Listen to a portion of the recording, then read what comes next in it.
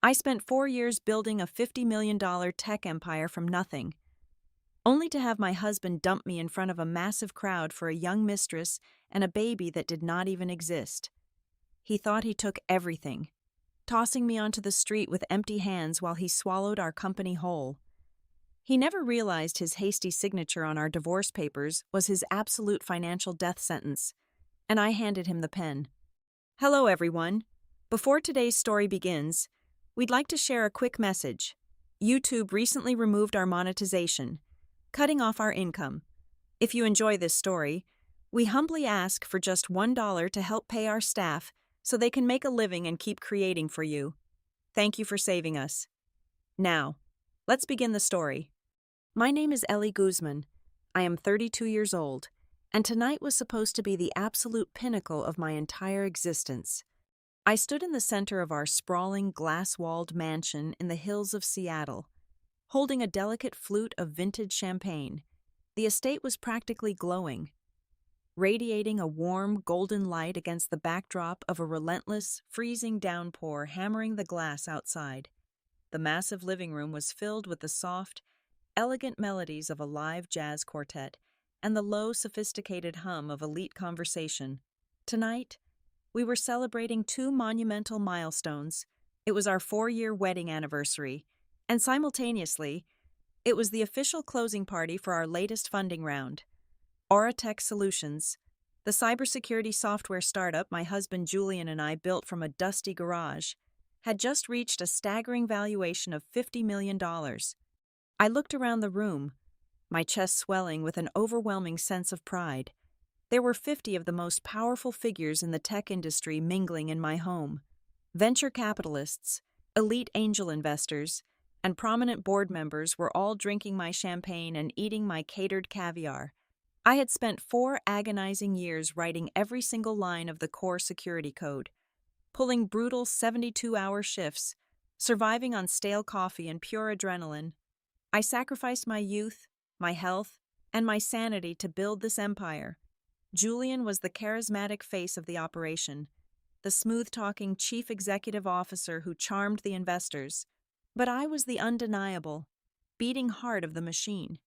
Across the room, Julian looked flawless in his tailored black tuxedo. He caught my eye, and for a fraction of a second, I thought I saw a strange, icy glimmer in his gaze. But then he smiled, raised his glass, and grabbed a silver spoon. He tapped the crystal glass. Ding, ding, ding. The lively chatter in the massive room immediately died down. The jazz band faded into silence. 50 pairs of eyes turned toward my handsome husband. I smiled, stepping forward, fully expecting a heartfelt toast to our marriage and our shared success. I waited for him to speak about our journey, our love, and the late nights we endured together to reach this $50 million peak. Instead, Julian brought the microphone to his lips. The silence in the room was absolute. When he spoke, his voice was not filled with warmth or gratitude. It was flat, clinical, and completely devoid of any affection. "Sienna, my girlfriend, is pregnant," Julian announced, his voice echoing sharply across the high vaulted ceilings. "I want a divorce immediately." The words slammed into me like a physical blow. The air vanished from my lungs before the sheer shock could even register in my paralyzed brain. The crowd parted. Sienna walked confidently toward the center of the room. She was 24 years old, the new junior investment director we had brought on board only 3 months ago.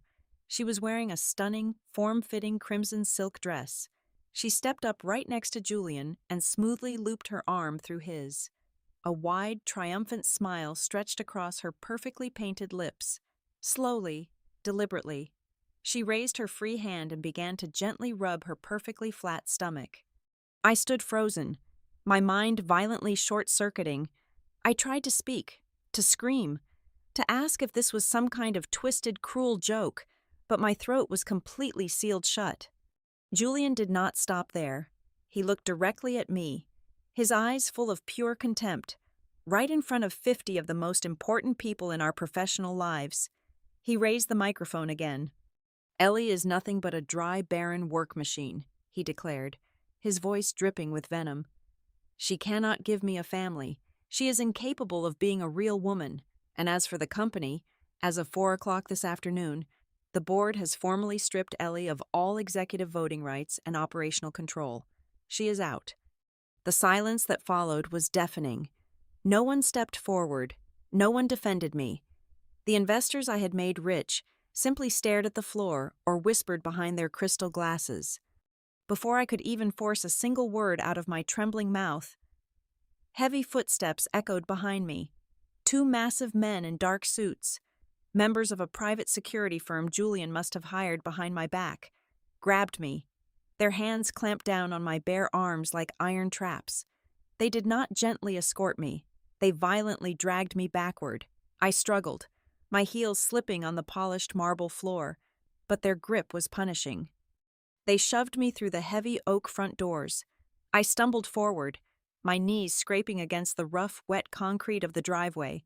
The massive doors slammed shut behind me, the loud click of the deadbolt echoing in the dark. I was entirely alone, thrown out into a violent Seattle storm at 10 o'clock at night. I was wearing a thin, backless evening gown, clutching nothing but a tiny, useless evening bag. Within seconds, I was completely drenched, the freezing rain biting into my skin like icy needles. Shivering violently, I slowly pushed myself up from the concrete. I walked back toward the house, pressing my cold hands against the massive floor-to-ceiling glass windows. I looked inside. The warmth of the room mocked my freezing reality. The jazz band had started playing again. Julian was laughing. Sienna was glowing. The crowd of 50 elites was raising their glasses, toasting to the happy new couple and their stolen $50 million empire. They thought they had broken me. They thought I was a pathetic, discarded woman left to freeze in the dark.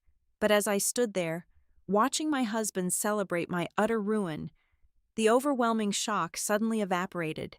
The pain vanished. In its place, a razor-sharp, violently cold wave of absolute clarity washed over me. Julian thought he had taken everything, but he forgot one crucial detail. I built the system from scratch. He may have locked me out of the house, but I held the absolute keys to his entire financial existence. And standing there in the freezing rain, a ruthless, merciless plan for total destruction began to take shape in my mind. I spent the rest of that night shivering on a heavily stained mattress in a rundown motel at the very edge of the city limits. I had managed to secure the room using exactly $62 in emergency cash I found crumpled at the bottom of my ruined evening bag. The neon sign outside the window buzzed relentlessly, casting a harsh red glow over the peeling wallpaper. But I was not crying. The time for tears had been washed away by the freezing rain.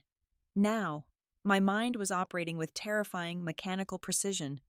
Using the motel's unsecured wireless network, I accessed my banking applications on my phone. Every single joint checking account, savings account, and mutual fund showed a balance of exactly $0. I switched to my credit card portals, locked, suspended, access denied. I dug deeper into the transaction histories, my eyes scanning the digital ledgers. Julian had not done this overnight. The systematic draining of our financial assets had begun exactly 3 months ago. A sickening realization hit me. 3 months ago was precisely when Sienna had joined the firm. It was also the exact week Julian had walked into my home office, casually dropping a massive 200-page stack of legal documents onto my desk. "Just some routine tax restructuring to prepare for the new valuation," he had murmured, leaning down to kiss the top of my head while I was completely engrossed in debugging a critical software patch. I had trusted my husband of 4 years. I had signed the papers blindly, page after page, without reading a single clause. Sitting in the cold motel room, the truth snapped into focus. Those were not tax documents. They were sweeping power of attorney agreements. With those signatures, I had handed Julian the legal authority to quietly transfer 80% of the equity in Auratech Solutions directly into a shadowy offshore holding fund, a fund completely managed by his new mistress, Sienna.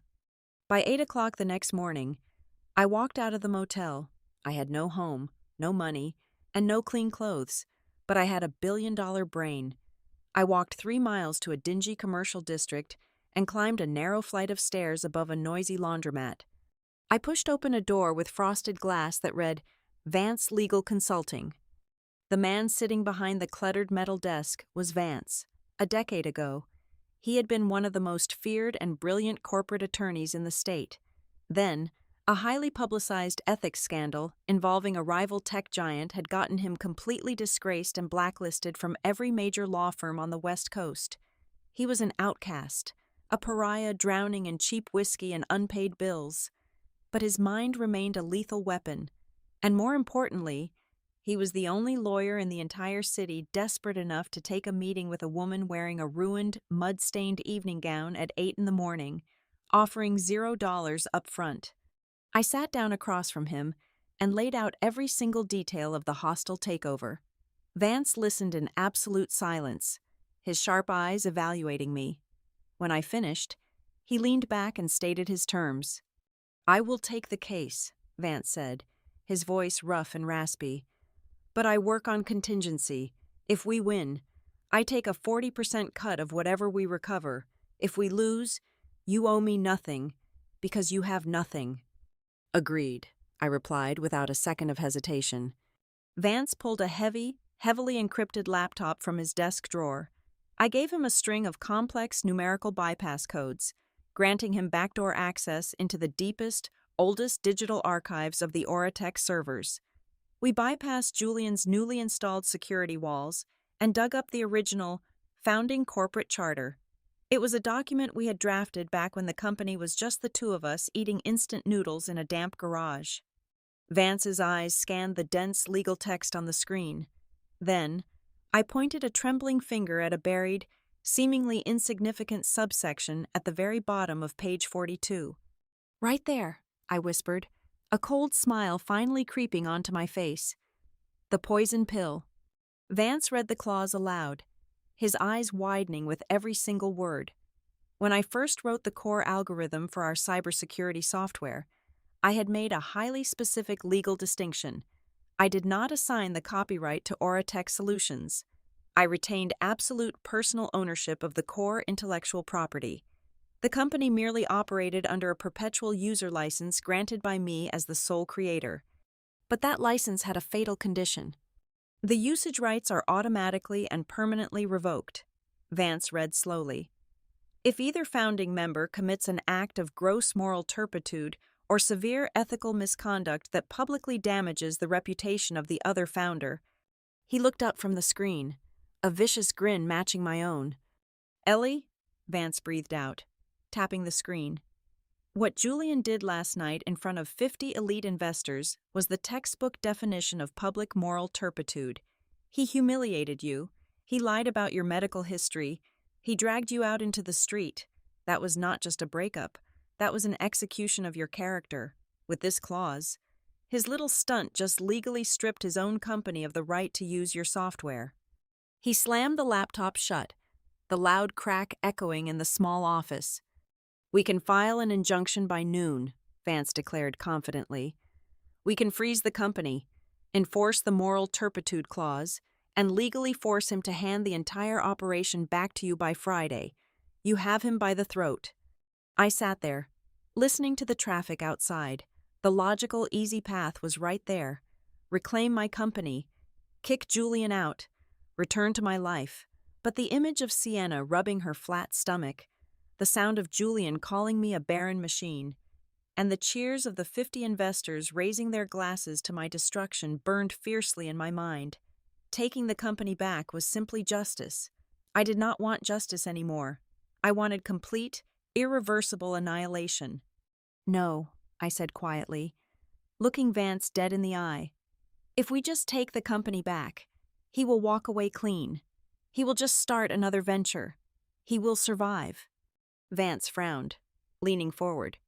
"So what do you want to do?" "I want to find a bigger lever," I replied, my voice turning into a cold, hollow whisper. "We are going to let Julian keep the company.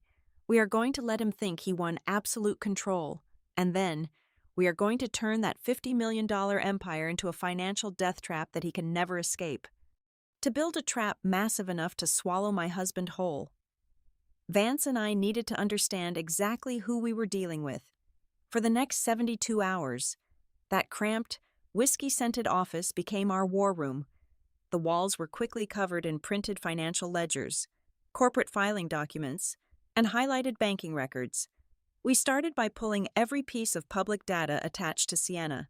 She presented herself as an absolute prodigy, a brilliant investment director who had supposedly managed high-yield portfolios for the ultra-wealthy in New York before making her way to Seattle.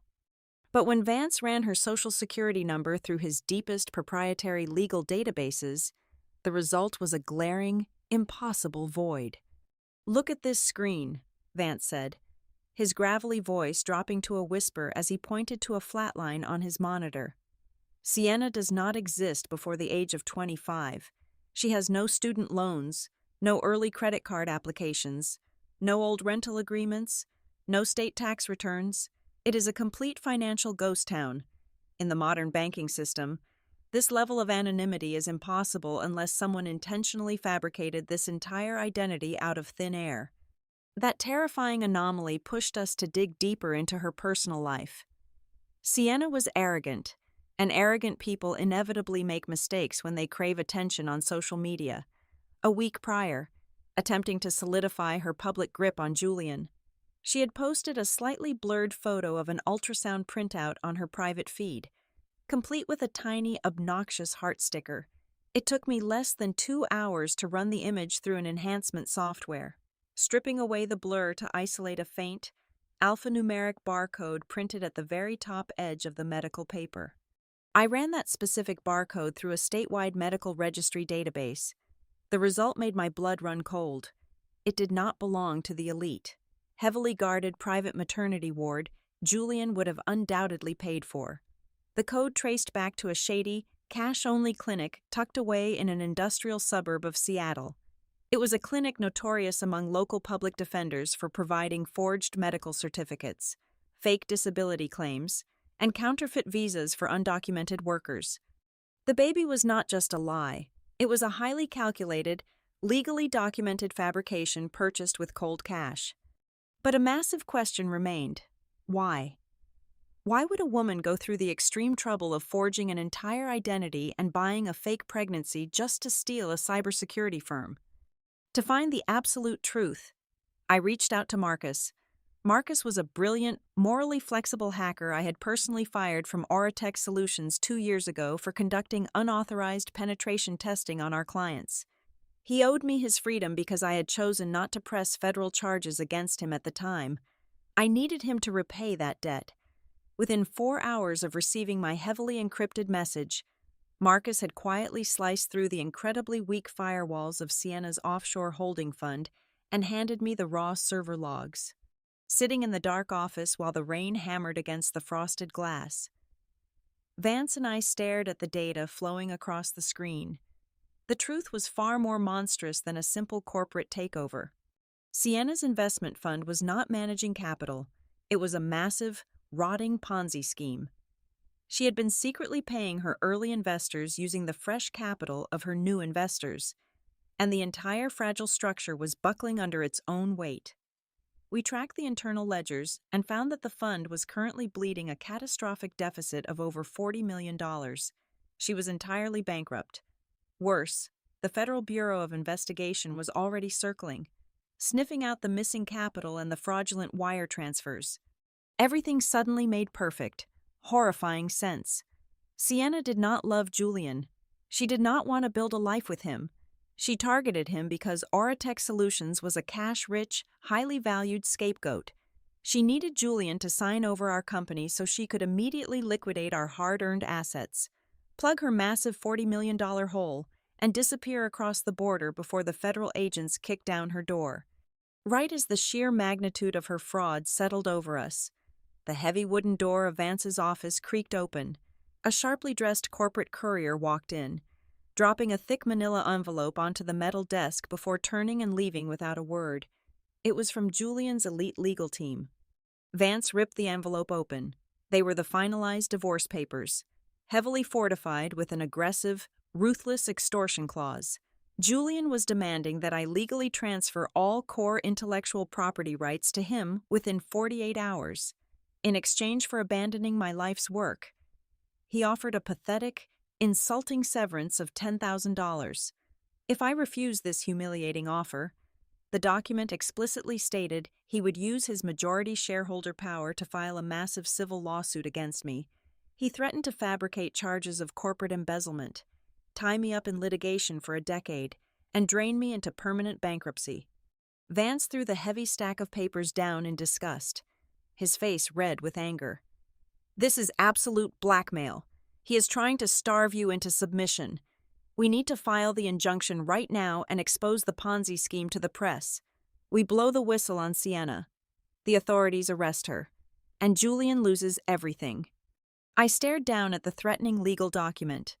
The metallic hum of the laundromat downstairs vibrated through the floorboards. Instead of panic, a chilling, terrifying calm washed over my entire mind. "No," I said, my voice steady and completely devoid of fear. "If we expose Sienna right now, Julian becomes a victim. He gets to play the fooled, innocent husband who was manipulated by a con artist. He walks away keeping my company. The $50 million valuation stays intact, and the investors will absolutely pity him." Vance looked at me, completely confused. "Then what exactly is your play?" "We are going to let him win," I answered, tapping my finger against the divorce papers. "Julian looks at Sienna's fund and thinks he is stealing a gold mine. He has no idea she is handing him a ticking $40 million debt bomb. So, we are going to give him exactly what he's demanding. We will surrender the intellectual property. We will sign the divorce papers. We will step aside and let my arrogant husband proudly take absolute legal ownership of an active federal crime." The mediation took place 48 hours later in a heavily air-conditioned, glass-walled conference room at Julian's elite downtown legal firm. I walked in wearing a slightly wrinkled beige blouse, my hair pulled back in a messy knot, making sure I looked exactly like a woman who had not slept in 3 days. I had rubbed the edges of my eyes until they were raw, red, and puffy. As I took my seat across the massive mahogany table, I let my hands tremble visibly. It was the performance of a lifetime. Julian sat opposite me, flanked by 3 high-priced corporate sharks in tailored suits. Sienna sat directly beside him, filing her perfectly manicured nails, barely attempting to hide her absolute boredom. I began to weep, genuine, heaving sobs that echoed pathetically in the quiet room. I begged Julian. I pleaded with him to remember our 4 years of marriage and the sacrifices I had made. I told him the $10,000 he offered in the severance package was not even enough to cover a basic apartment lease for a single year in Seattle. "Please, Julian," I cried, letting my voice crack as tears streamed down my face. "You are taking my entire life. You are taking the $50 million empire I built with my bare hands. Just leave me something. I cannot start from absolutely zero. I am begging you to have a heart." Julian leaned back in his plush leather chair, a sickening smirk playing on his lips. He loved this. He loved watching me break down in front of his new mistress and his expensive lawyers. He felt like an absolute god holding the power of life and death over a pathetic, begging peasant. "You have absolutely no leverage here, Ellie," Julian stated coldly, his voice dripping with superiority. "Sign the papers, take the $10,000, and disappear before I decide to drag you into a decade of federal litigation." I wiped my face roughly, sniffing loudly, playing the role of the utterly defeated wife breaking under the pressure. "Fine," I whispered, my voice barely audible. "I will sign over the core intellectual property. I will sign away 100% of my equity in Oratech. I will give it all to your new joint holding fund. But I want one single concession. I want to keep one tiny piece." Julian rolled his eyes, sighing loudly. "What do you want?" "Ecosystems," I mumbled, looking down at my shaking hands to hide the icy focus in my eyes. Julian actually laughed out loud. His lawyers exchanged amused glances.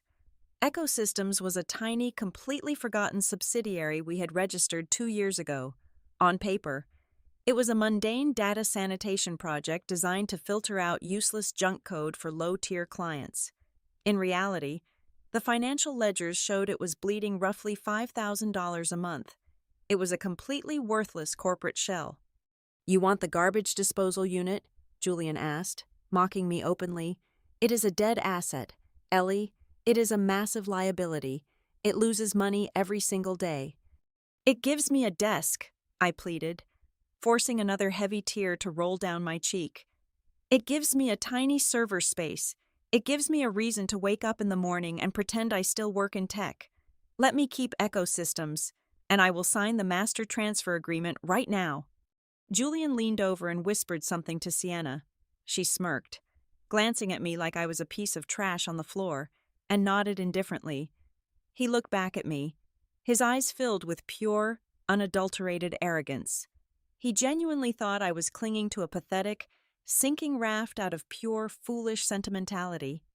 "Done," Julian declared, tossing a heavy, gold-plated pen across the mahogany table. "Take your trash. Now sign." My trembling hand picked up the pen. I signed the master transfer agreement, legally handing over 100% of Auratech Solutions and every single ounce of its legal and financial liability to Julian and Sienna. When the ink dried, Julian snatched the document back with a triumphant grin. He had just legally claimed sole ownership of a $40 million federal crime, and he thought he had won the lottery. Less than 24 hours later, Julian and Sienna were standing under blinding flashbulbs in the grand ballroom of a luxury downtown hotel. They had called an emergency press conference to announce the massive merger between Auratech and Sienna's investment fund. I sat in the dark, damp corner of Vance's office, watching the live broadcast on a cheap external monitor. Julian was speaking passionately about aggressive global expansion, expertly courting new capital. Blinded by the $50 million valuation, greedy angel investors in the audience were already wiring millions of dollars into the newly merged accounts. They were feeding the hungry mouth of the Ponzi scheme, exactly as Sienna had planned. But as they smiled for the cameras, I opened my heavily encrypted laptop. I pulled up the dark, minimalist command terminal for Ecosystems. Julian thought Ecosystems was a junk data filter. He was a charismatic salesman, but he was fundamentally illiterate when it came to complex software architecture. What he did not know, and what no one else in the entire world knew, was that I had secretly built Ecosystems as the ultimate, hidden backdoor into Auratech's central nervous system. It was not a garbage disposal. It was the master key, because Ecosystems was legally mine, signed over by Julian himself. I had total, uninhibited access to the deepest roots of the security software currently running on servers all over the globe. I watched Julian raise a glass of expensive champagne on the live television feed. It was the exact same arrogant, victorious gesture he had made on the night he threw me out into the freezing rain. My fingers flew across the keyboard. I initiated the primary override command. I typed out a single, devastating string of code that instantly revoked the user licenses and locked the encryption keys for every single Auratech client worldwide. I took a deep breath, staring at Julian's smiling face on the screen. Then, I pressed the enter key. In a fraction of a second, the back door slammed shut. Ecosystems completely locked down the core source code. I watched the global data streams flatline on my secondary monitor. Red warning alerts began to flash across my screen. I had just paralyzed the entire security infrastructure of $50 million worth of corporate clients, trapping Julian inside a burning building of his own making. At that exact same moment, 3 miles away, Vance was standing quietly inside a busy downtown post office. He pushed a thick, unmarked brown package across the postal counter. Inside that package were the hacked server logs, the forged medical records, and the undeniable financial ledgers proving Sienna was running a massive, bankrupt Ponzi scheme. The address printed clearly on the front of the box belonged to the Primary Enforcement Division of the United States Securities and Exchange Commission. The trap was not just set, it was officially triggered. The exact moment I pressed the enter key, the celebratory press conference transformed into an absolute catastrophe. On my secondary monitor, I watched the live broadcast of the massive digital display behind Julian and Sienna flicker, glitch, and suddenly turn a violently bright blood red. A stark white warning message appeared in massive letters for every single investor and journalist to see. It explicitly stated that the source code access was permanently denied and the master license was legally revoked due to severe ethical violations and suspected financial fraud. Julian chuckled nervously on the broadcast, tapping the microphone, desperately trying to brush the apocalyptic red screen off as a minor technical glitch. But then, his cell phone rang. Then Sienna's phone rang. Within 30 seconds, every single phone in the grand ballroom belonging to an Auratech executive, an investor, or a client was blaring in a chaotic symphony of panic. The global server network had completely flatlined. Over the next 48 hours, I did not leave Vance's office. I did not need to. When I secured the ecosystem's back door, I also retained absolute administrative access to the internal high-definition security cameras installed throughout the Auratech executive floors. I watched the empire I built crumble in real time, like a master orchestrating a symphony of total destruction. Julian was a frantic, sweating mess. He paced violently around the glass-walled boardroom, screaming at his lead software engineers. I watched the head developer, a brilliant young man I had personally mentored, physically recoil from Julian's rage. The developer pulled up the system architecture on the massive screen, pointing desperately at the gaping empty hole where my core algorithms used to be. He explained that they could not just write a quick patch. Ecosystems had legally reclaimed the encryption keys. The company was an empty shell, and they were completely locked out of their own product. The fallout was instantaneous and merciless. Without the security software functioning, major corporate clients were left entirely exposed to catastrophic cyber threats. The lawsuits began flooding in by the dozens. Major international banks, massive healthcare providers, and elite federal contractors filed sweeping, multi-million-dollar breach of contract claims against Auratech. The legal department was paralyzed. Julian was drowning in an ocean of sudden, crushing liability. Through the silent security feed, I watched him storm into Sienna's opulent corner office. His tailored suit was completely wrinkled, his tie hung loose, and his face was pale with sheer, unfiltered panic. "We need capital right now," Julian yelled, slamming his hands onto her polished marble desk. "The clients are freezing our operating accounts. You need to authorize a massive disbursement from the holding fund to cover the legal penalties, or we are going to be forced into Chapter 11 bankruptcy by Friday." Sienna did not flinch. She did not open a laptop or reach for a gold pen. Instead, she dramatically gasped, clutching her supposedly pregnant stomach. Her face twisted into a mask of pure agony. She slumped forward in her plush chair, breathing heavily, claiming the intense corporate stress was causing severe, dangerous cramping. She wept loudly, screaming at Julian that he was endangering their unborn child with his reckless management failures. She insisted she needed immediate medical rest and absolutely refused to sign a single financial authorization. She played the fragile, high-risk pregnancy card flawlessly, weaponizing the fake baby to physically escape the room and dodge the financial collapse she had engineered. Julian was left standing alone in her massive office, his chest heaving with desperate anger. He was a cornered animal. As the hours ticked by into the late evening, the building emptied out. Julian remained in Sienna's suite, tearing through her filing cabinets in a frantic search for the physical bank tokens or checkbooks he needed to access the investment fund himself. I leaned closer to my monitor, watching him rip open drawer after drawer, tossing expensive stationery and meaningless folders onto the floor. Finally, he found a locked, reinforced steel drawer at the very bottom of her personal credenza. Grabbing a heavy brass paperweight from the desk, he smashed the lock repeatedly until the metal splintered and gave way. He yanked the heavy drawer open. I could not see the contents clearly on the overhead camera, but I saw Julian's entire body freeze, the frantic, nervous energy completely drained out of him. He slowly reached into the dark space and pulled the objects out, dropping them onto the marble desk one by one. They were heavy, flesh-colored, medical-grade silicone belly pads. There was a small one for 3 months, a larger one for 5 months, and a massive, weighted one for the 3rd trimester. They sat there under the harsh fluorescent lights, completely grotesque and undeniably fake. I watched the sheer, suffocating terror wash over my husband's face as his entire reality violently shattered into pieces.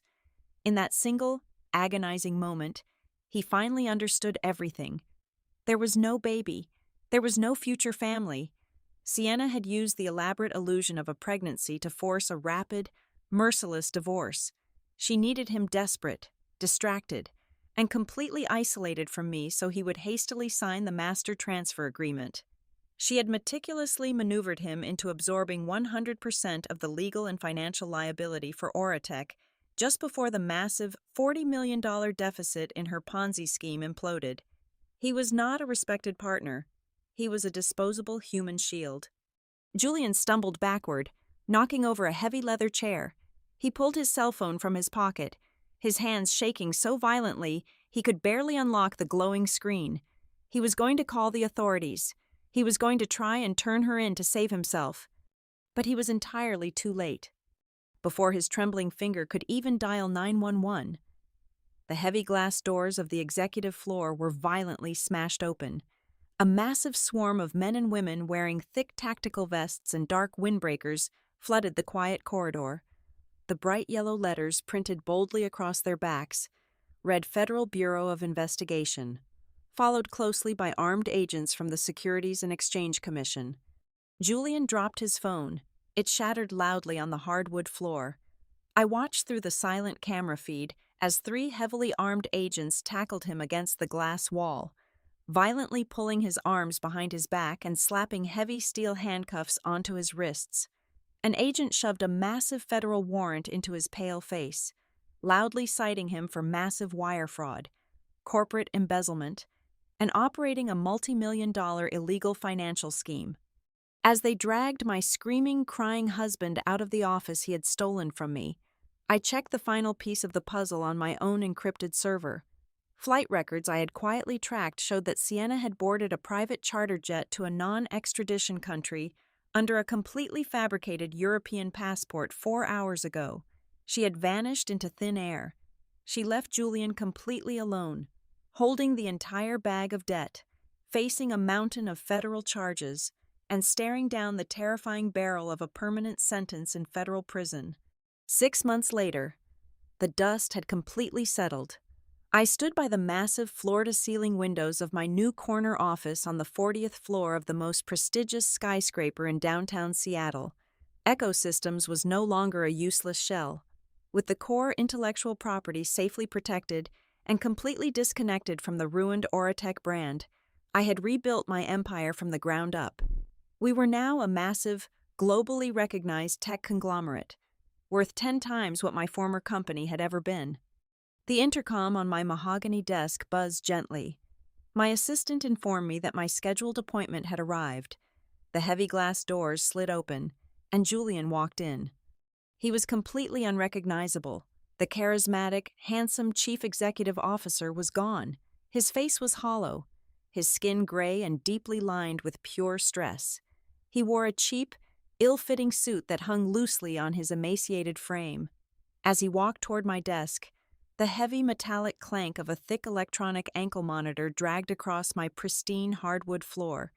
He was strictly confined to the city limits, waiting for his federal criminal trial to begin, and completely crushed under the weight of $40 million in restitution debt. Julian did not even attempt to salvage his pride. He collapsed right in the center of the room, dropping heavily onto his knees. "Ellie, please," he sobbed, his voice cracking violently. "You have to help me. You have the money now. You have to tell the federal agents I had absolutely nothing to do with the fraud. Sienna played me. She never had a baby. She wore fake silicone pads to trick me into signing those papers. I am the real victim here." I looked down at the pathetic man crying on my imported carpet. I felt absolutely nothing. No anger, no sadness, Just cold, unadulterated triumph. I picked up a small silver remote from my desk and pressed a single button. The massive glass wall behind me instantly darkened, transforming into a high-definition projection screen. I played a silent security video. The footage was grainy but clear enough. It showed a snowy street outside a luxury chalet in Switzerland. Sienna, wearing an expensive fur coat, was suddenly surrounded by 6 armed Interpol agents. They slammed her against a vehicle, heavily handcuffing her wrists. Julian stopped crying. He stared at the screen, his mouth hanging open in pure shock. "That happened exactly 3 days ago," I said, my voice dangerously calm. "You thought she disappeared forever, but I hired the most ruthless international private investigators money could buy. It took them less than 5 months to track her forged passports. I handed her exact global positioning coordinates directly to the European authorities. She is currently sitting in a maximum security holding cell, and she is fully prepared to testify against you to reduce her own sentence." Julian began to hyperventilate, his hands pulling frantically at his thinning hair. No, Ellie, she lied to me about everything. She lied about the pregnancy." "I know," I interrupted smoothly. I opened my top drawer, pulled out a thick, sealed medical envelope, and threw it hard across the desk. It landed right in front of his knees. "Because I knew you were completely sterile." Julian froze. He slowly picked up the envelope, pulling out the medical laboratory results dated exactly 3 years ago. "I found those test results hidden in your briefcase 3 years ago." "Julian," I explained, stepping out from behind my desk, "I knew you were physically incapable of ever having children. I knew the moment you announced her pregnancy at the anniversary party that it was an elaborate, pathetic lie. But I let you play your little game. I never wanted to build a family with a lying, manipulative parasite. Your pathetic cheating gave me the perfect, legal excuse to completely destroy you and walk away without having to split my real, hard-earned wealth."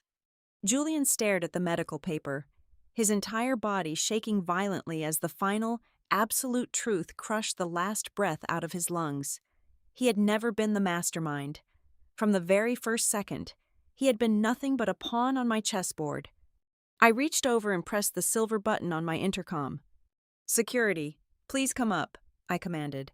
I looked down at my former husband one last time. "The divorce contract was signed voluntarily. Your profit is 0, and your prison sentence is 15 years. Never dirty my company's carpet again." 2 massive security guards marched into the office. They grabbed Julian by the arms, dragging him across the floor. He kicked and screamed, begging frantically, his voice echoing down the long, empty hallway until the heavy glass doors finally sealed completely shut. The room fell into perfect, beautiful silence. I walked over to the private bar, poured myself a glass of vintage champagne, and walked back to the massive windows, looking out over the sprawling city from the 40th floor. I took a slow, satisfying sip, celebrating the exact moment I finally became the absolute master of my own life. Thank you so much for listening to today's story. We hope you enjoyed it. As an ad-free channel, your support is what keeps us alive. Please support Zoe Revenge Stories with just $1 via the QR code on the screen, or click the link in the description box or pinned comment. Also, we'd love to connect with you. Please leave a comment telling us which city or state you're listening from. Thank you for standing with us, and see you in the next stories.